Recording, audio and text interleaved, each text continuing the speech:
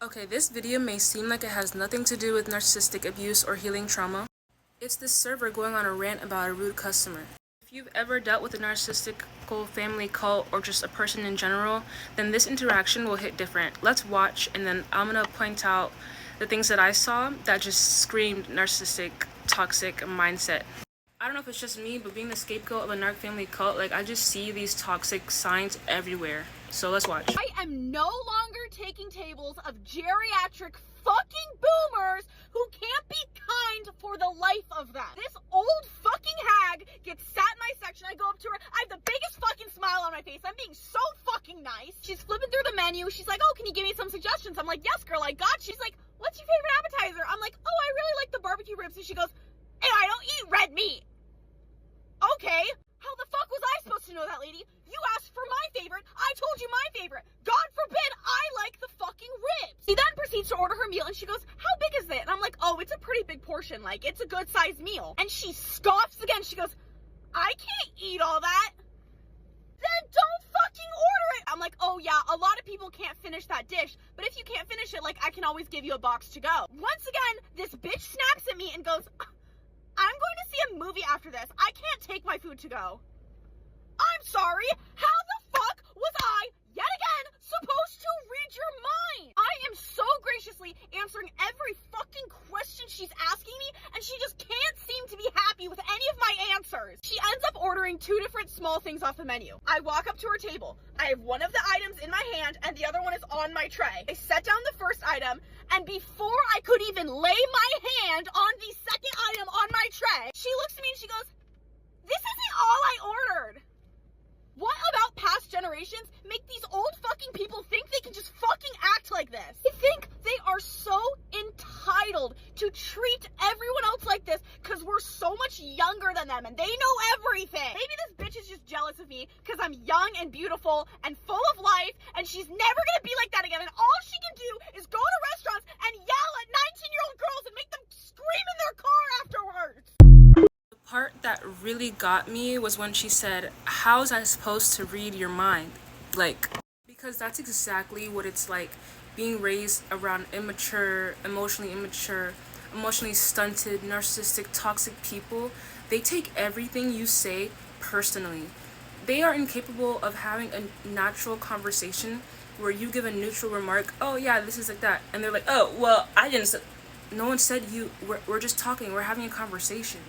You're expected to anticipate their unexpected or unspoken rules and needs, their invisible triggers, and just know the right thing to say even if they've never told you it.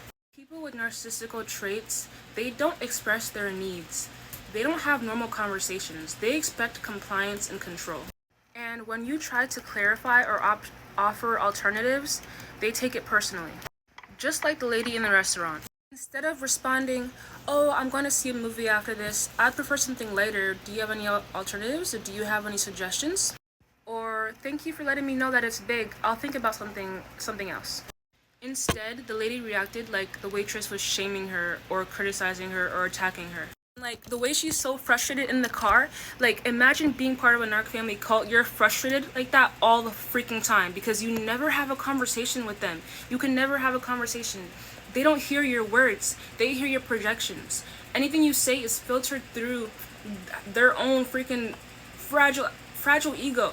Like, suddenly you're just in a conversation that's actually emotional warfare without even realizing and knowing that you're partaking in it. If you are a narc abuse survivor, you probably recognize the anger and the pain and the frustration of the waitress, how nice she was being, how, she was able to offer alternatives. Oh, yeah, we have this. And she was being so perfectly clear and clarified. Yeah, this is big, this is small. Just having a normal conversation and just sharing and passing along the information. She continued to be polite even when she was met with hostility.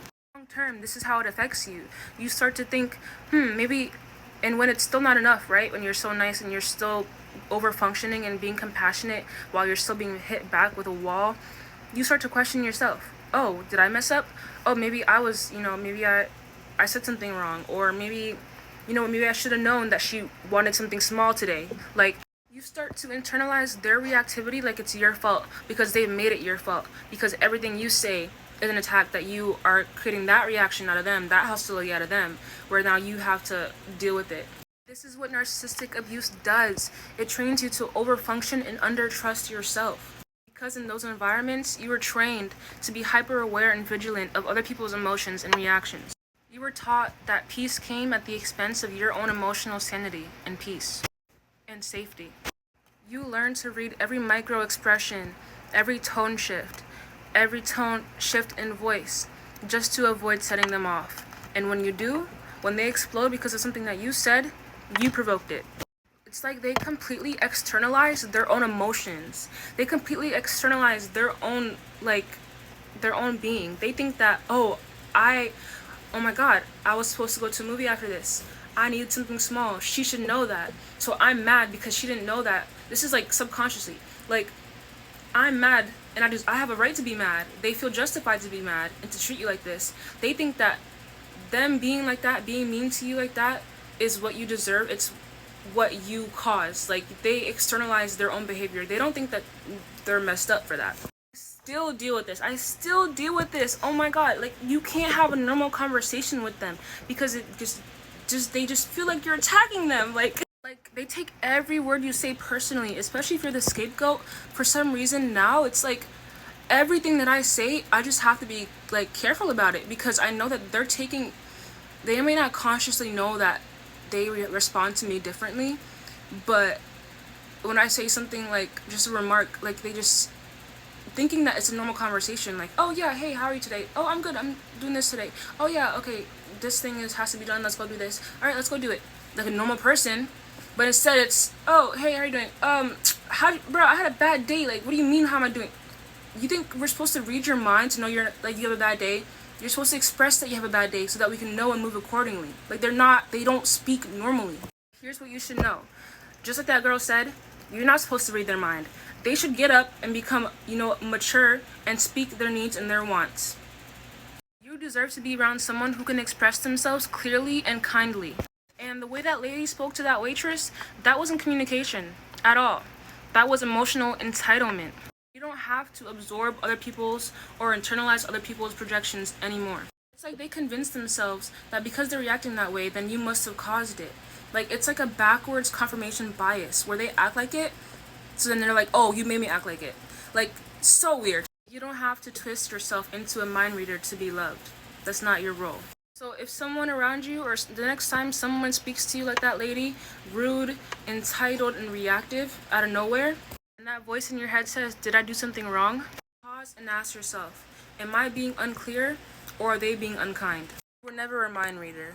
You're meant to be yourself and live life and speak your mind and have normal conversations with people who don't take a neutral statement as an attack on their character at all times.